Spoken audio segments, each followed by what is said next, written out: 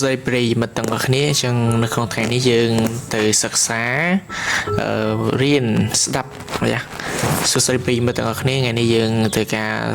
ទៅស្ដាប់រឿងនិទានដែលយើងនឹងយកចេញមកពីវត្តខ្មែរហើយនៅក្នុងថ្ងៃនេះគឺយើង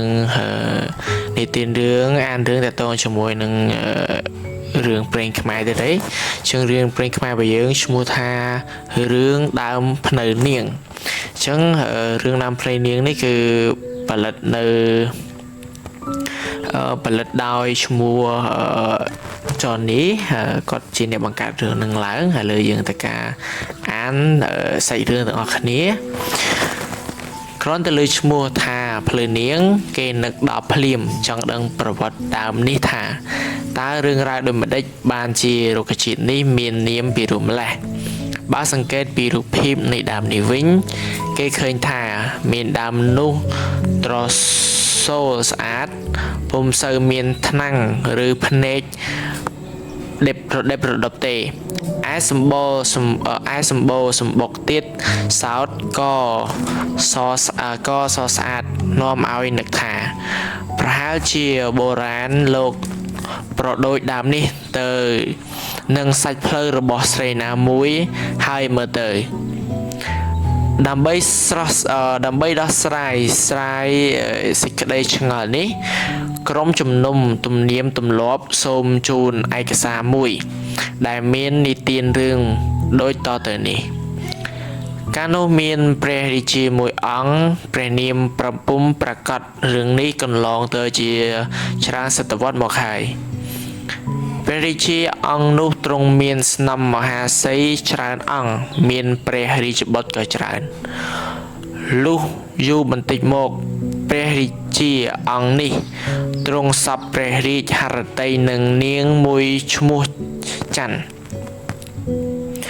ព្រះអង្គទ្រង់យកនាងនោះធ្វើជាស្នំពៅបងអស់នាងនោះមានរូបឆោមពណ៌លយ៉ាងឆើតជាងស្នំមហាសីទាំងអស់តែនាងនោះអត់មានព្រះរាជបុត្រទេម្ល៉េះហើយព្រះអង្គក៏សពព្រះតីជាងស្នំ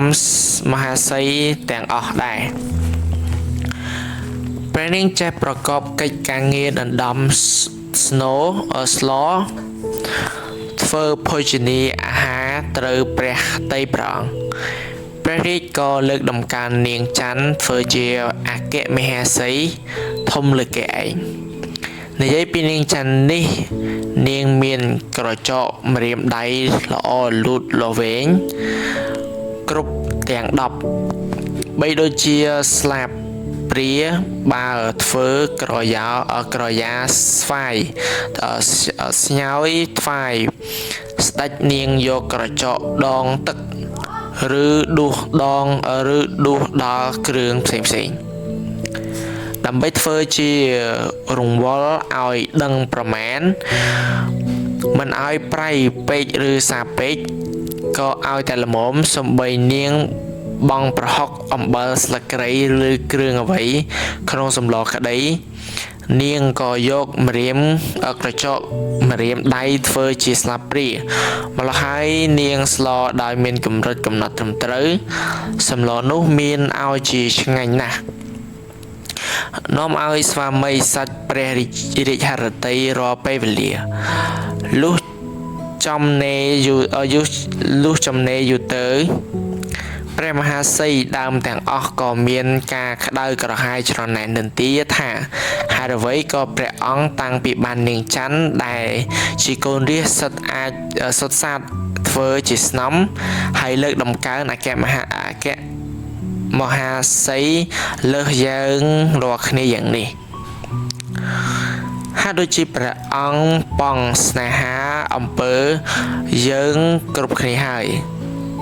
ដូច្នេះយើងរាល់គ្នាមិនត្រូវនៅក្រងើយកន្តៃឡើយត្រូវតែរកឧបាយណាមួយដើម្បីឲ្យឈ្នះព្រះជាស្វាមីនៃយើងឃ្លាតចាកសេចក្តីស្នេហាអំពីនាងច័ន្ទចេញ ទើបយើងរាល់គ្នានឹងបានសេចក្តីសុខគិតដូច្នោះហើយ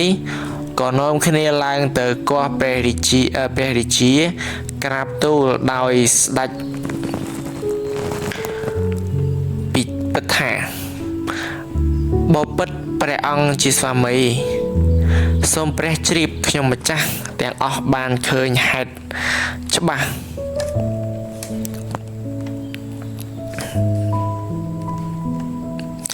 អំពីនាងច័ន្ទព្រះអង្គហាក់ដូចពុំបានជ្រាបអ្វីសោះនាងនេះជាមនុស្សស្មោកគ្រោកជូរជាតិអាក្រក់សប្ថ្ងៃ